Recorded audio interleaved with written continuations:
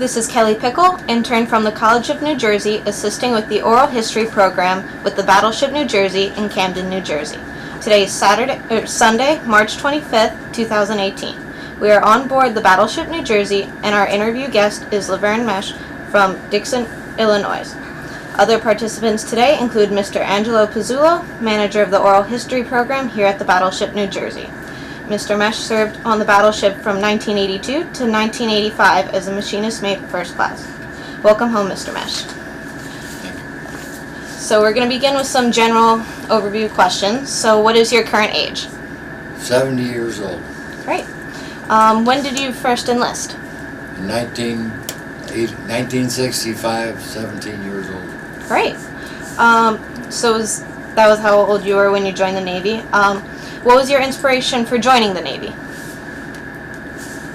I just wanted to see the world. I ended up going to Ventura, California, enlisting there, and going to San Diego for boot camp.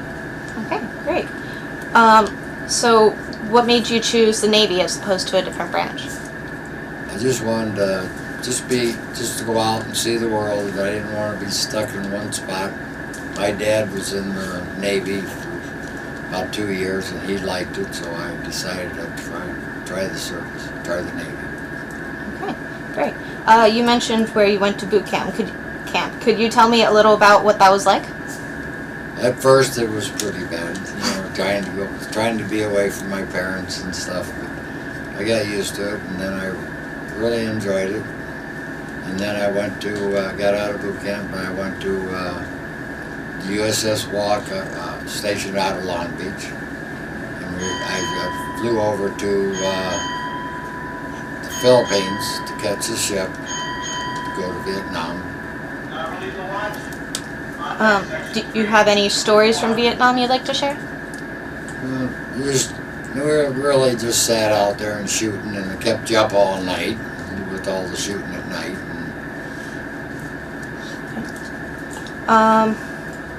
So when you first joined, when you were first assigned to the U.S. New Jersey, when was that? In 1982, I was stationed up at Great Lakes, and I applied for it. I figured, well, I won't get it because, getting close to retirement. I was really excited when I did finally get the news that I was going back to Long Beach to the New Jersey. Why did you choose the New Jersey? Because I was on a destroyers, and then I was on a tanker during my time in service. And when it came back and it was coming out, I said, well, that's where I want to be, because I think that would be a great ship to be on, and it was. When you first found out you were going to be assigned to the U.S. New Jersey, what was your reactions? I was very excited, and I think my wife was very excited at this time too, because she wanted to be back in Long Beach because she enjoyed the area. When you first saw the U.S. New Jersey in person, what was your initial reaction? I was just amazed how big it really was, because I've never seen it up close. I know it was out during Vietnam, but I never did see it personally on the ships I was on. Are there any stories you'd like to share about your life on board the ship? No, I just enjoyed it the whole time I was there. Okay. So what were your duty stations and general quarters like? My general quarters was down on Broadway. I was in charge of A-gang when I was on there, which took care of the laundry and the fresh water, making of the water, and the hot water heaters, and just normal, everyday things. But that's about it. Okay. So you were here for the commissioning ceremony, correct? Yes. Could you tell me a little what that was like and what you saw that day? Well, I seen a lot of people and Ronald Reagan on board. I really enjoyed meeting him. Did you personally get to meet him, or? Yeah, everybody got the chance to meet him. Talked to him a little bit, but that's about it. I mean, there was really a lot of coverage and things there. Okay, great. So are there any ports of call that stand out to you from your time on the Jersey? Just going through the Panama Canal, that was really what amazed me, how, because I've never, in all the years I was in the service, I never went through the Panama Canal, and the ship just amazed me how it fit in the canal to get through. What was that day like the atmosphere on the ship when you're going through? Well, we were only supposed to be gone for 3 months, and we ended up gone longer, and I think that's what really, the atmosphere was really bad, because we really didn't want to go where we were going. Okay. So what would you say was your favorite port of call then? Was the Panama? Or? Probably Haifa, Israel, when we were there, and meeting Bob Hope, because Bob Hope was out on the ship, and the Dallas Cowboy cheerleaders, and they come out. I mean, it was amazing. I mean, they did a lot for us for being gone for as long as we did. They had different people come out, you know. And I understand that when Bob Hope was there, he talked to them going into Beirut. But it was just amazing just meeting celebrities when we were over there. I mean, that was great. Were there any other celebrities you got to meet? Or? Yeah, and Julian. Wayne Newton. I just can't remember the other two that was out there, but it was fantastic. It was great. Even though people we didn't like being over there at the time, being gone away from home, but they really helped us out to get through it. Great. So what was like a typical day like for you on the ship, would you say? You just had your own work to do. You had to keep people in line and get them to do their job, and because I was more or less a supervisor on the ship, but everybody enjoyed their job. Could you elaborate a little more specifically what your job was like, or what you did on the ship? Just trying to make water. I mean, there was nothing really exciting about it.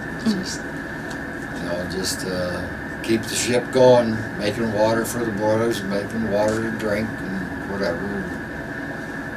Keeping the laundry running, that was the biggest challenge, keeping the laundry equipment up and running. That's about it. Okay. So do you have any other stories you can remember from your time aboard the ship? No. Nothing? Not really. Okay. Any stories from any of the ports of call, where any of the places that you visited that stand out? It's been a long day. I've visited a lot of ports on all my ships, and it was just, I think Venice, Italy was fantastic where I went. I think that was a beautiful city, even though it was just canals. It was pretty. That's about it. Okay. So when did you get out of the Navy? May of 1985, I retired off to New Jersey in Long Beach, California. What did you do after you got out of the Navy? Did you retire? Or? Well, moved back to, family moved back to Illinois.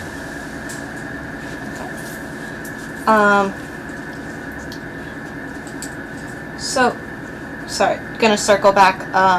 So when you're on the ship, could you tell me a little about the 16-inch guns firing? They were loud. They were loud. We were able to go up on the deck one time when we first got on there, when we were out at sea, to watch them fire, and that was just fantastic how you reacted. I mean, they allowed us to go up there and put earplugs and everything else in for the concussion. And then to sit over there in Beirut, and they kept you awake when they were shooting at night, I'll tell you. You didn't get much sleep. Okay, great. So, how often would you say that? How often did that happen? Were they firing? And Well, we were over there. I don't know. They shot 188 rounds in Beirut. You know, so for about a week and a half of that, keeping you awake. And they went off about every 5 minutes.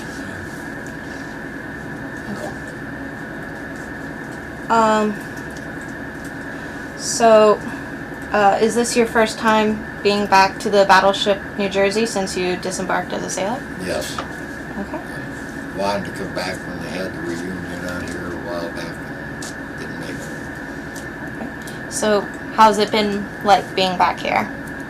It's amazing how the ship looks. It's clean. I've been on other ships and they just don't keep them up. And they keep up to New Jersey good so far. It's just amazing how much I forgot about it. Has it changed much since your time aboard, or? Nope. No. No. Just bringing back memories. Any of those memories you'd like to share? Or? No. No. Okay. I remember my retirement. It was amazing, but yet it's all his fault. So that's about it. Okay.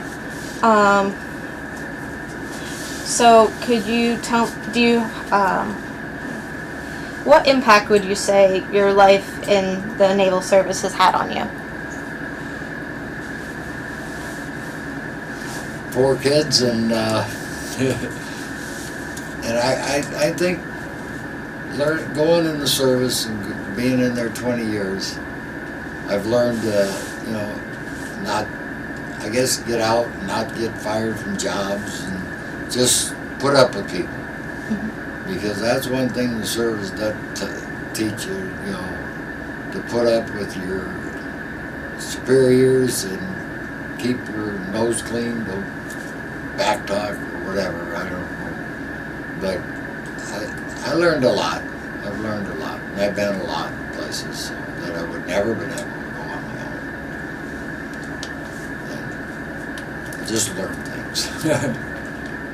Are any of the routines you might have developed in the Navy something you continue today? Maybe like making your bed a certain way or anything like that, would you say? Anything stick with you? No. Okay. Have you kept in touch with anyone that... No. No? No friends or people that you've... No. Could you tell me a little about your post-Navy life then? Your family or other fields of work maybe, or anything else? No. Just got 4 kids in the service, and I appreciate all 4 of them. Okay, great. Do you have any grandchildren? Or... Yeah. What, 7? 8? Yeah, and one great, never mind, I ain't gonna bring that up.